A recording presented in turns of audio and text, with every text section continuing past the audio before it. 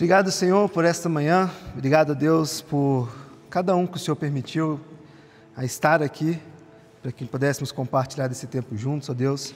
Obrigado por nossa irmandade, obrigado por essa igreja. Obrigado, Deus, pelo Teu sangue derramado naquela cruz do Calvário. Sangue esse que nos liga, ó Pai, que nos dá a oportunidade de experimentar essa comunhão, ó Jesus. Nós te agradecemos pela redenção, pela justificação que nós encontramos no Seu nome, no relacionamento contigo, Jesus. Te agradecemos, ó Pai, por toda a bondade, toda a graça do Senhor sobre nossas vidas, Jesus.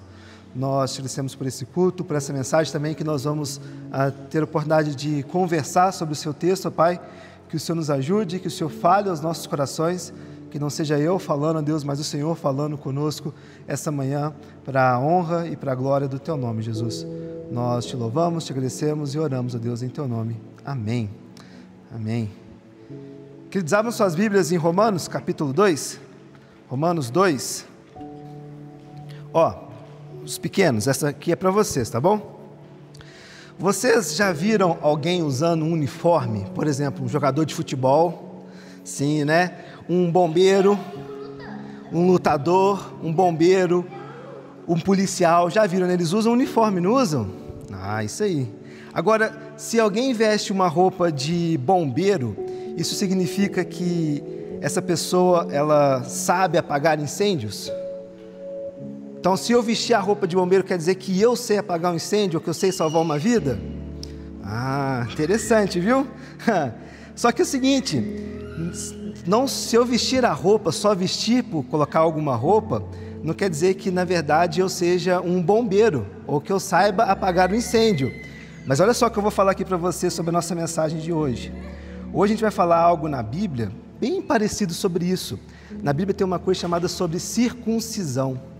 E a circuncisão, ela fala que aqueles que eram circuncidados, eles eram filhos de Deus. Mas olha só o que Paulo fala. Olha só, olha para mim aqui vocês. Paulo vai falar que ser circuncidado e não obedecer a Deus não significa que eles eram filhos de Deus. Por que eu estou falando sobre o uniforme? Às vezes vestir um uniforme não quer dizer que aquela pessoa ela é de fato apta ou ela é um bombeiro. Ela só vestiu uma roupa, mas ela teve que aprender, ela teve que treinar, ela teve que viver aquilo dia após dia. Na nosso relacionamento com Deus é da mesma forma, tá bom? A gente precisa o quê? Aprender com a Bíblia, ouvir sobre Jesus, relacionar com Ele. Então o que a gente vai falar hoje é justamente sobre isso, sobre como nós somos, como a Bíblia nos mostra que o relacionamento com Deus ele não é sobre alguma coisinha específica que é feito como os judeus faziam. Combinado? Vocês entenderam? Espero que sim. Então tá bom então. Romanos 2, versículo 25 até o versículo 29. Diz o seguinte: porque a circuncisão tem valor se praticares a lei, e se porém transgressor da lei, a tua circuncisão já se tornou incircuncisão. Se pois há incircuncisão, observa os preceitos da lei, não será ela porventura considerada como circuncisão? E se aquele que é incircunciso por natureza cumpre a lei, certamente ele te julgará a ti, que não obstante a letra e a circuncisão, és transgressor da lei. Porque não é judeu quem é o apenas exteriormente, nem é circuncisão a que é somente na carne. Porém, judeu é aquele que é o interiormente, e circuncisão a que é do coração, no espírito, não segundo a letra, e cujo louvor não procede dos homens, mas de Deus. Paulo faz quase que um trava-línguas aqui, né, nesse texto, de tanto complexo que ele vai nos mostrar. Bom, desde o primeiro capítulo, Paulo constrói um argumento lógico e teológico que desmonta qualquer pretensão de justiça própria. O objetivo de Paulo não é apenas apresentar doutrinas isoladas, mas revelar a universalidade do pecado e a necessidade absoluta da graça divina. No capítulo 1, nós falamos como Paulo demonstrou como os gentios estão debaixo da ira de Deus. Eles rejeitaram a revelação natural e se entregaram à idolatria, à imoralidade e a um estado de completa corrupção espiritual, isso do versículo 18 até o versículo 32. Diante desse quadro, um judeu poderia pensar: sim, os gentios eles são depravados, mas nós temos a lei, temos a aliança, somos o povo escolhido. E é exatamente aqui que Romanos 2 entra em cena. Paulo se volta contra os judeus que julgavam os gentios, mas não percebiam a sua própria culpa diante de Deus. Ele confronta aqueles que possuíam a lei e confiavam em sua religiosidade externa, mas eram igualmente pecadores, como aqueles gentios. O capítulo 2 ele pode ser dividido em 3 movimentos bem principais. Nós pregamos, versículo 1 até o versículo 11, onde os que julgam os outros sem perceber a sua própria culpa. Do verso 12 até o verso 24, o Tiago falou semana passada sobre a falsa segurança na lei. E agora do verso 25 até o verso 29, onde a falsa confiança na circuncisão.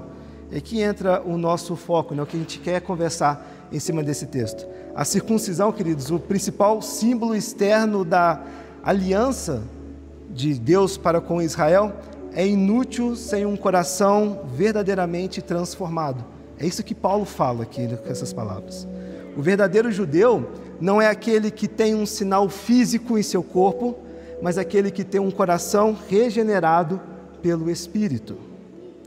Nós precisamos olhar para esse texto não como uma crítica distante a judeus do passado, mas como um espelho para nós hoje.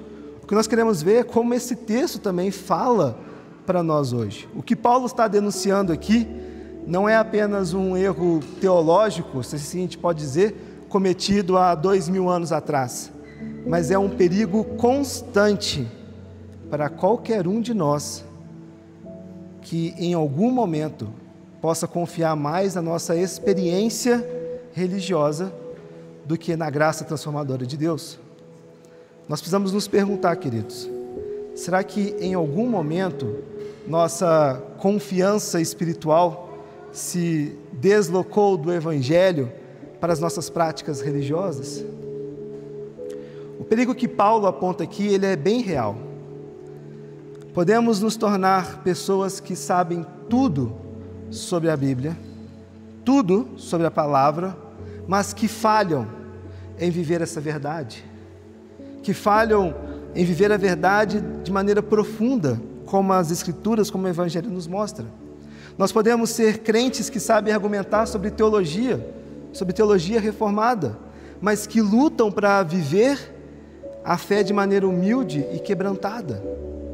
Podemos pregar sobre o poder da graça, mas no íntimo agir como se a nossa justiça viesse das nossas próprias práticas. Versículo 25 nos fala sobre essa falsa segurança na circuncisão. Paulo diz: porque a circuncisão tem valor se praticares a lei.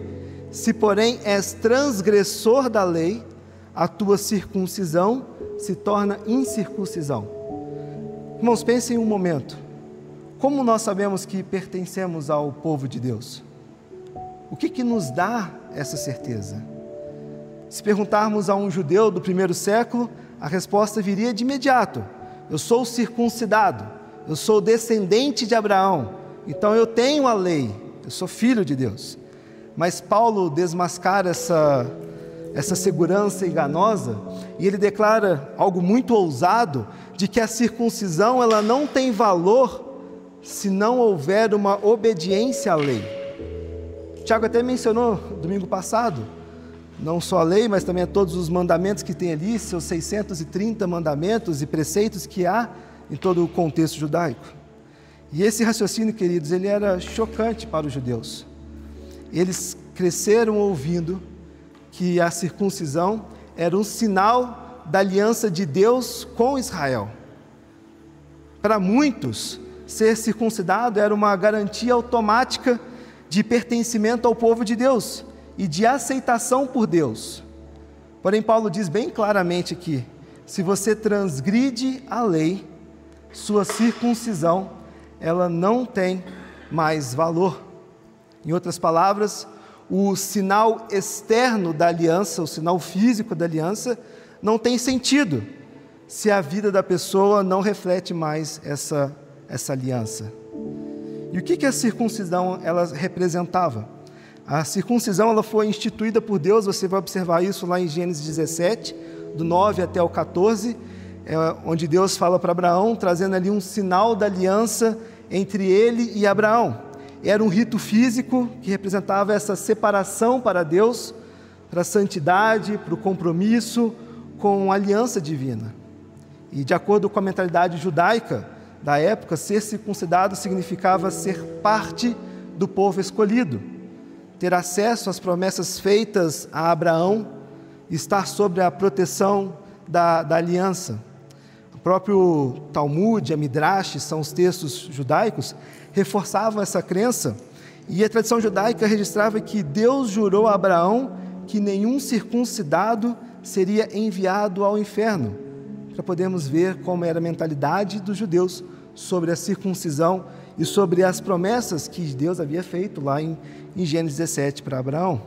Isso mostra, queridos, como a circuncisão ela havia se tornado um símbolo de segurança, um símbolo de segurança espiritual para os judeus, e muito absoluta, para aqueles judeus, independente da sua obediência ou não à lei ou a Deus ou aos mandamentos.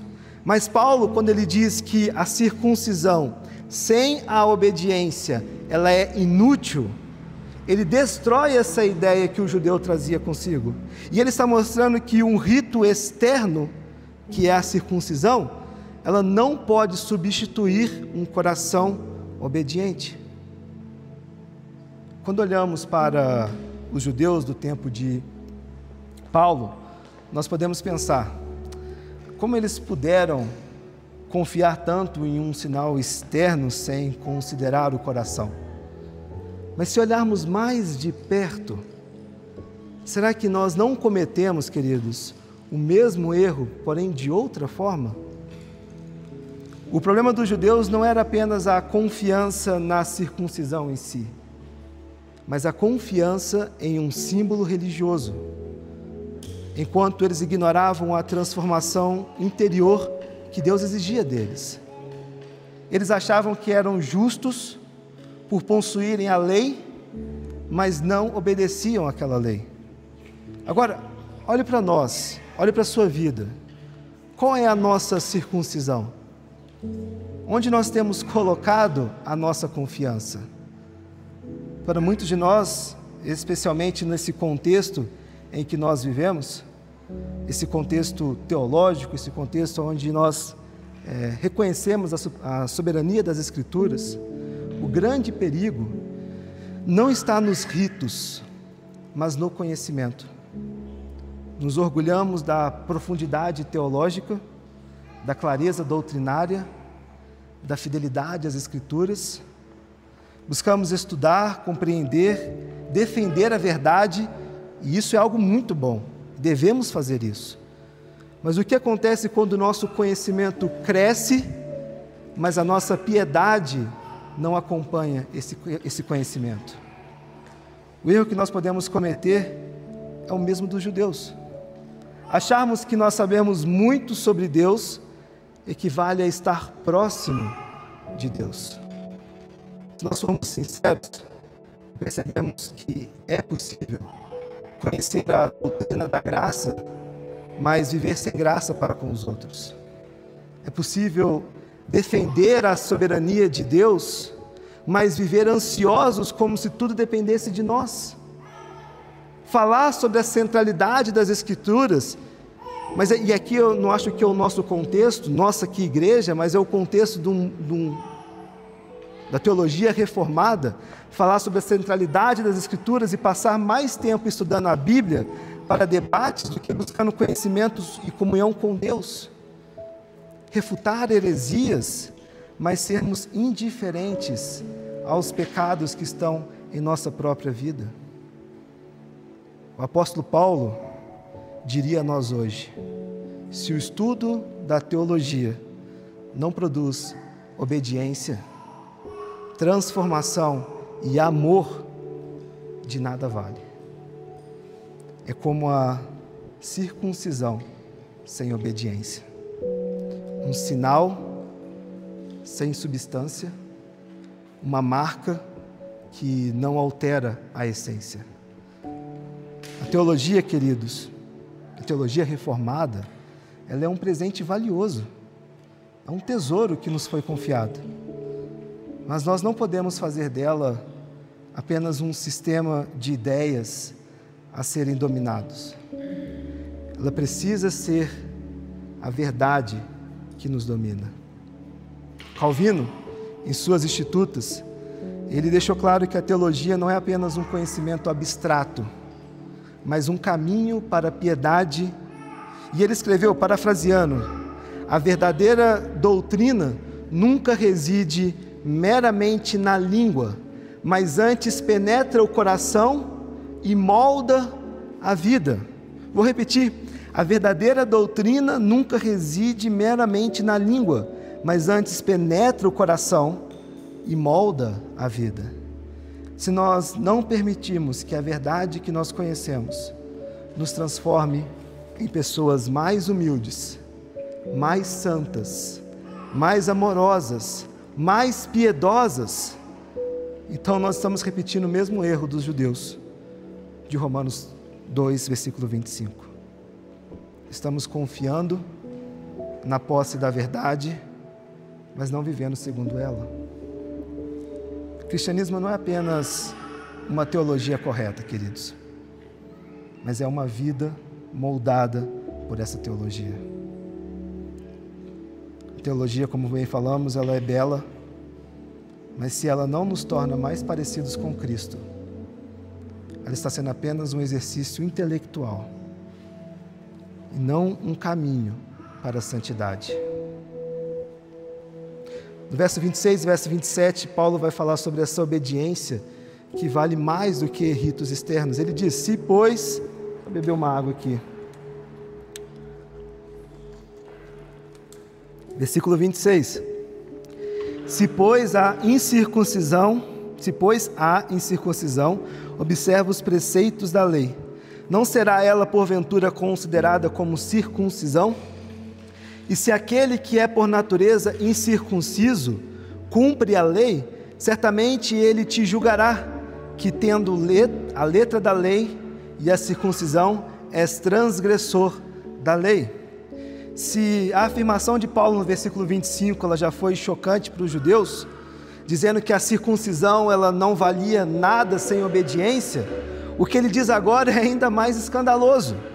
Ele inverte completamente a lógica religiosa da época, quando ele declara que um gentio que é incircunciso, que obedece a Deus, ele é contado como se fosse um circuncidado, enquanto um judeu que é circuncidado, que se diz ser filho de Deus, que confia nesse rito como algo salvífico para a sua vida, e que desobedece, esse é visto como um incircunciso.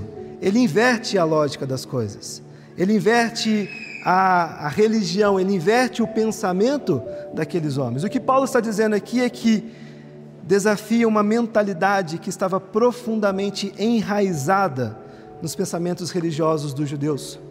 Para eles, os gentios eram espiritualmente inferiores.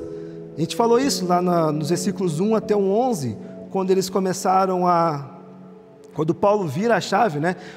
No capítulo 1 ele fala sobre os gentios, no 2 ele fala para os judeus, e há aqueles judeus que achavam que os gentios não mereciam nem sequer o relacionamento com Deus, que eles eram indignos, que eles não mereciam nem a graça de Deus sobre suas vidas, e eles eram imundos, desqualificados para qualquer relacionamento real com Deus.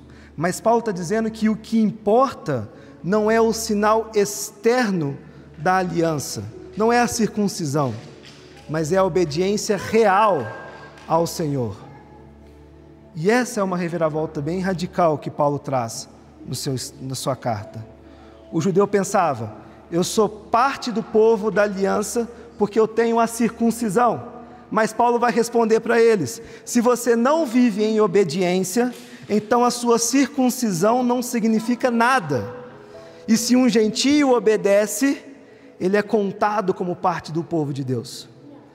Essa declaração de Paulo, queridos, ela tem implicações profundas também para nós hoje. Ele está estabelecendo um princípio essencial aqui, diante de Deus.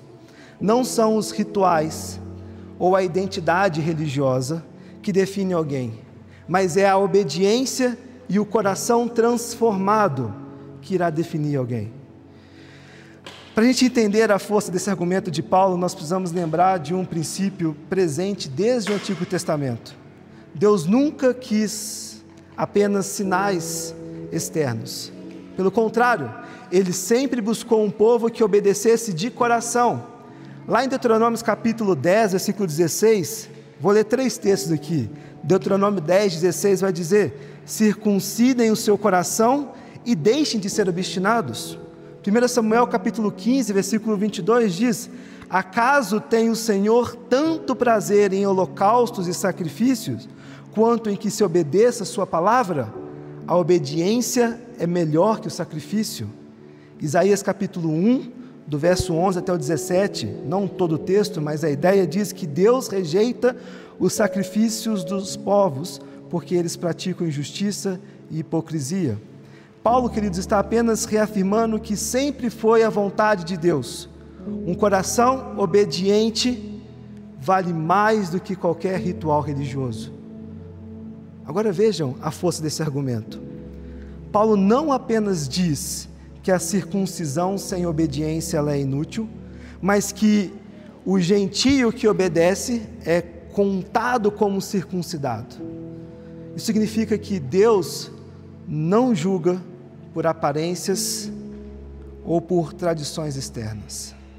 Ele julga, queridos, segundo a verdade do coração. E isso também prepara um caminho para a doutrina da justificação pela fé, que Paulo vai desenvolver no capítulo 3, na sequência desse capítulo. Não é a identidade religiosa que nos justifica, mas a obra de Deus em nós que nos justifica. Agora, irmãos, pensemos, como que isso se aplica a nós? Sabemos que nós não estamos tentando nos justificar por circuncisão, não é o nosso contexto. Mas nós podemos cair na armadilha muito semelhante, de confiar em nossa identidade religiosa, ao invés de uma vida de obediência real a Deus. No nosso contexto, esse texto nos ensina que Deus não está impressionado com rótulos.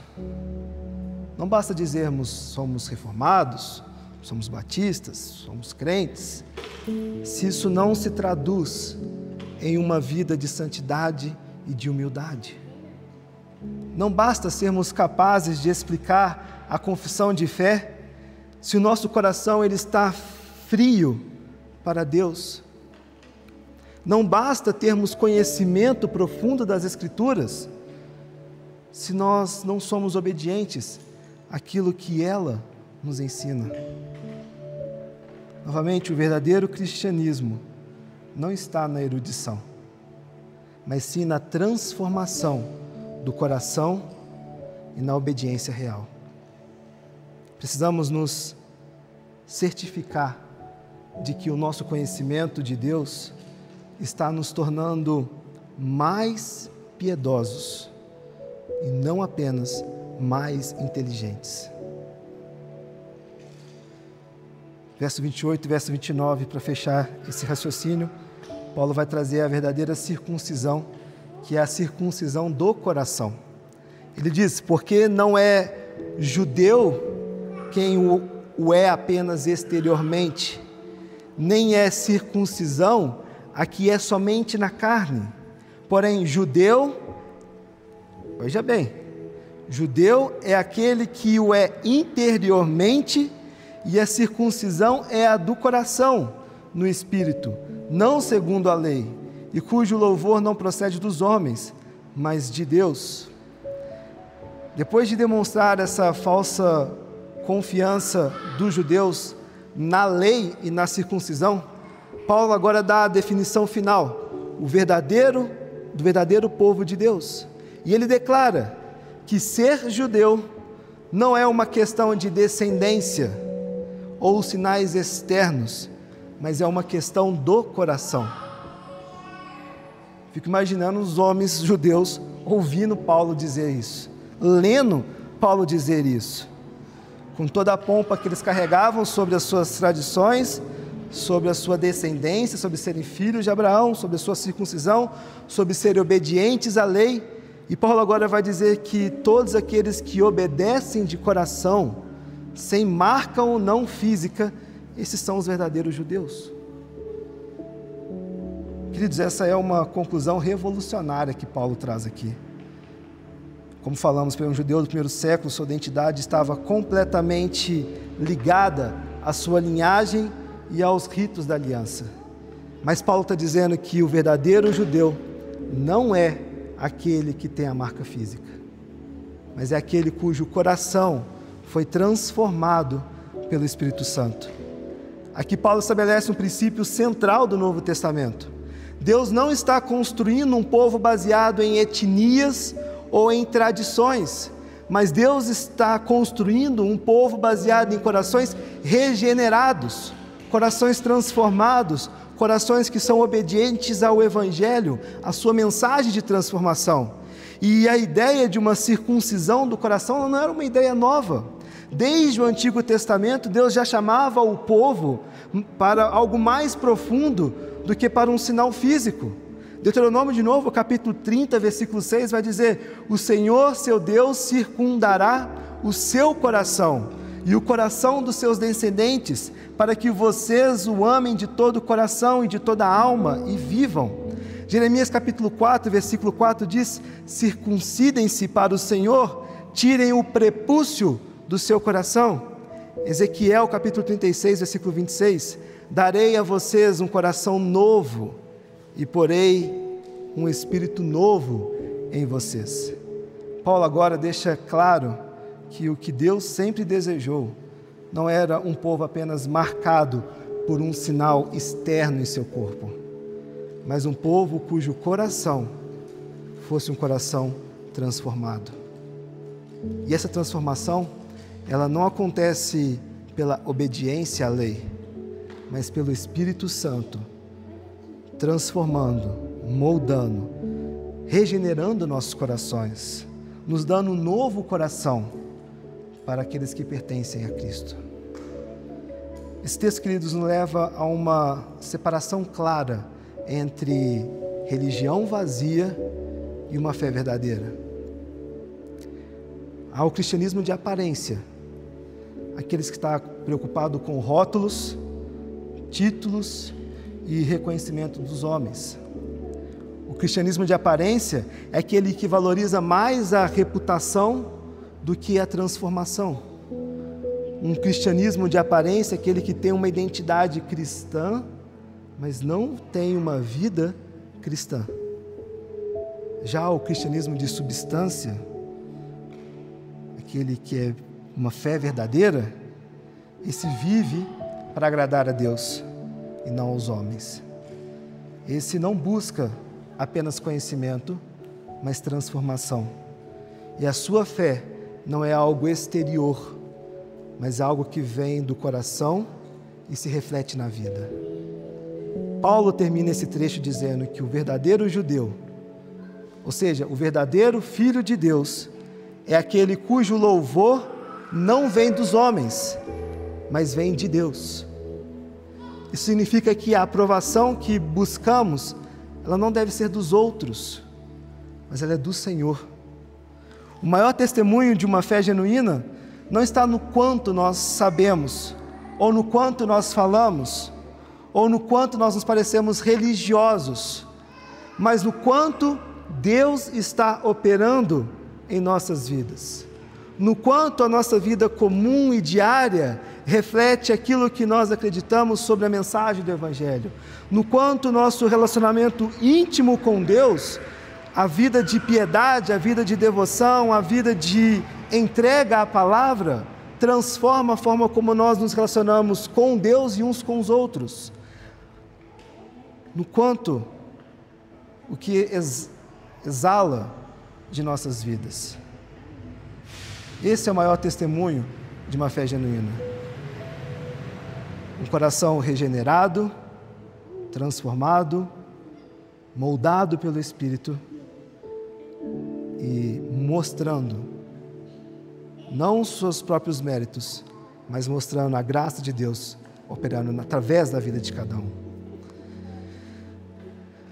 A verdadeira identidade do povo de Deus, queridos, não está em atos externos, mas está na transformação que o Senhor faz em cada um de nós, nos nossos corações, e como as nossas vidas refletem essa realidade.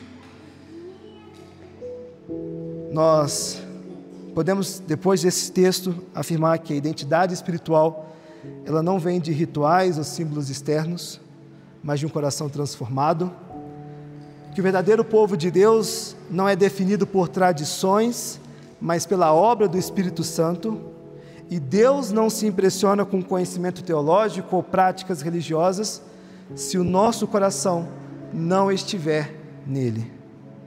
A grande pergunta que Romanos 2, 25 ao 29 nos faz, deveria fazer é: somos apenas cristãos exteriores ou realmente nós fomos transformados por Deus e a nossa vida comum e diária reflete essa transformação que nós experimentamos em Deus? Paulo termina o capítulo 2, como nós já falamos, dando esse pano de fundo para entrar no capítulo 3, falando sobre a justificação. Ele mostra o quanto o homem é incapaz de conseguir algo, o quanto o homem depende e precisa de Deus, e o quanto o homem ele está enganado, achando que coisas externas ou o coração pode satisfazer algo em Deus. E nos confronta também, não só aquele povo, mas nos confronta também a pensarmos o quanto o nosso conhecimento sobre Deus molda e revela aquilo que nós vivemos sobre esse conhecimento sobre Deus. Gostaria de encerrar trazendo de novo o pensamento de Calvino. Se a nossa teologia, se o nosso conhecimento sobre Deus, se a nossa vida de relacionamento com Deus não nos leva a uma vida de piedade, de nada isso é valioso, de nada isso é proveitoso. E talvez somos iguais aos judeus que confiavam na sua circuncisão e não experimentavam a transformação real da obediência até Deus. Que o Senhor possa moldar o meu e o seu coração, possa examinar os nossos corações, possa revelar se há algo dentro de nós que está tomando esse lugar e que de fato a gente possa ser sincero para com a mensagem do Evangelho e responder com sinceridade a transformação que o Senhor pode operar em nossas vidas. Vamos orar? Obrigado, Jesus, por essa manhã, obrigado por essa mensagem, obrigado a Deus pela transformação que o Senhor opera em nossos corações, ó Deus. Nos perdoe, ó Pai, por inúmeras vezes colocar outras coisas e não o Senhor como principal em nossos corações, Jesus. Nos ajude, ó Deus, a não vivermos vidas que só buscam conhecimento e não vivem piedosamente, que não expressam amor e graça e que confiam, Deus, mais em nossas próprias forças e méritos, em nossas próprias ansiedades, do que no Teu Evangelho, Jesus. Que o nosso relacionamento contigo, Pai, ele seja uma expressão viva e constante da transformação do Senhor em nossos corações. Nós Te louvamos, oramos e agradecemos por esse tempo, ó Deus. Em Teu nome, Jesus, oramos. Amém.